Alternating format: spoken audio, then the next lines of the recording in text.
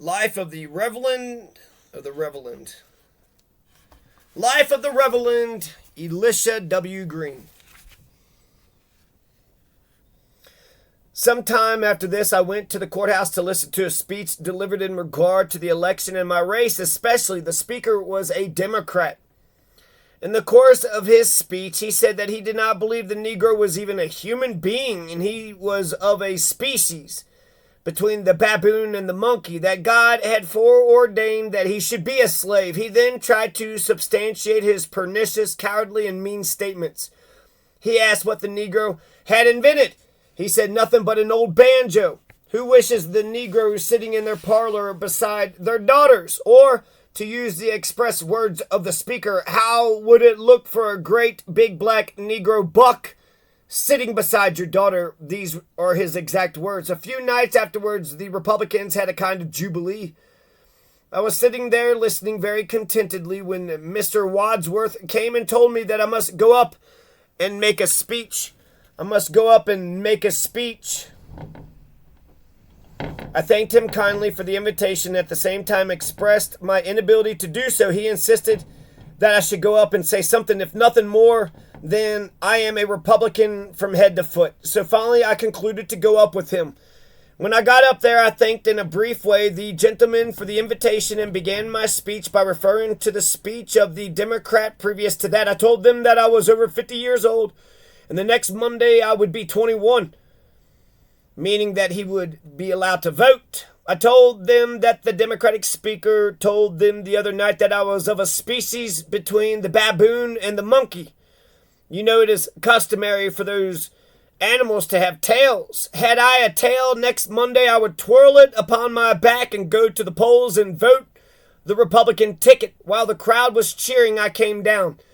At another time, when speaking down on Front Street, I told the Democrats that any party that was in favor of a law that made a man dishonest, I thought that party was wrong. The law, in substance, was that no difference how much money I had when a slave, I could not buy myself.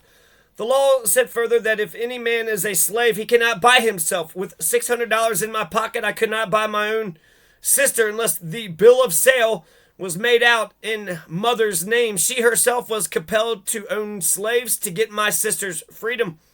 I had the money to buy myself when I was a slave, but the bill of sale was made out in my mother's name.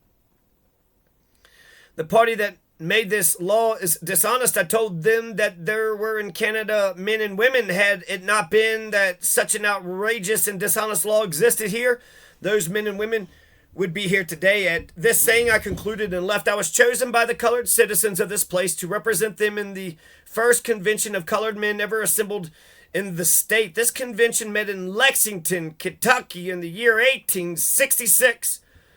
It is not my intention to make you think I am a politician. Those who know me can judge of the fact. Politics and I are not related, only so far as it becomes my duty to advise my people to look to their own interest. That convention was a grand gathering of colored men just from bondage. It held a session of 3 days. For the benefit of some who wish to know its object in meeting, I will assert here a synopsis of its proceedings. This may benefit some young man in his efforts to become famous in politics. I will present the resolutions and the grand memorial to Congress. A certain paper from which I cut this spoke as follows.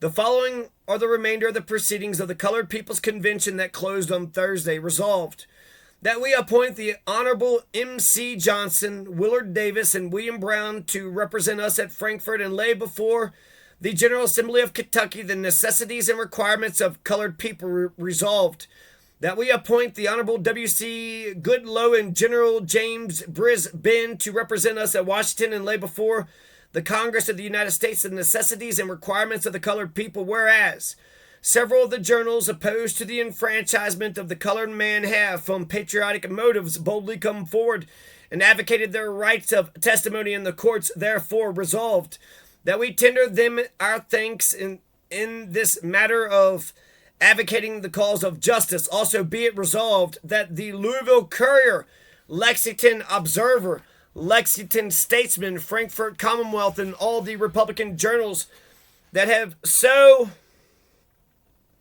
So nobly stood up for the right, have our respect and warmest thanks. Resolved that we authorize Willard Davis, Dr. A.M. Davidson, and W.J. Butler, additional representatives of our claims in Congress. The following were elected as officers of the convention: W.J. Butts, President; D.V. Higdon, Vice President; R.W.T. James of Frankfort, Secretary; V.H. Gibson of Louisville, Assistant Secretary Treasurer; James Turner of Lexington, Sergeant at Arms; Henry Scroggins of Lexington. The Committee on Education made the report as follows. Having long felt the need of education among the 4 million of freedmen of the South, and having learned that such a need is being met by a National Reform Association conducted by the leading colored men of the country, its headquarters being at the city of New Albany, therefore resolved that we hail with delight and heartily commend its aims and purposes to our citizens throughout the land. This is the memorial to Congress adopted.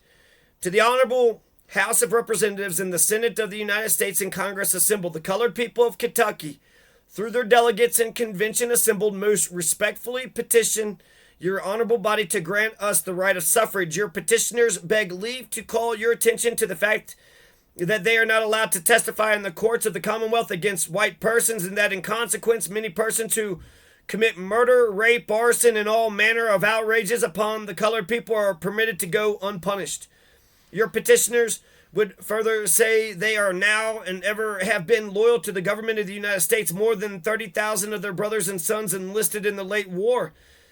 That they are peaceable, law-abiding citizens who pay taxes as other people, but on the account of the color of their skins are denied political rights in the government which they support. Your petitioners would further say that inasmuch as the Constitution of the United States has abolished slavery everywhere within its jurisdiction, so that all constitutions, laws, or regulations growing out of the same are null and void, and inasmuch as the same Constitution and another provision declares that no state shall make or enforce any laws which shall abridge the privilege or immunities of citizens of the United States, and inasmuch as Congress is empowered by appropriate legislation to enforce these several provisions, which we believe cannot be done without securing the elective franchise to citizens of color, and inasmuch as the color of our skin did not in the time of war prevent the government from claiming our allegiance and causing us to bear arms in its defense, and it is a well-established principle of just government that allegiance and protection go together,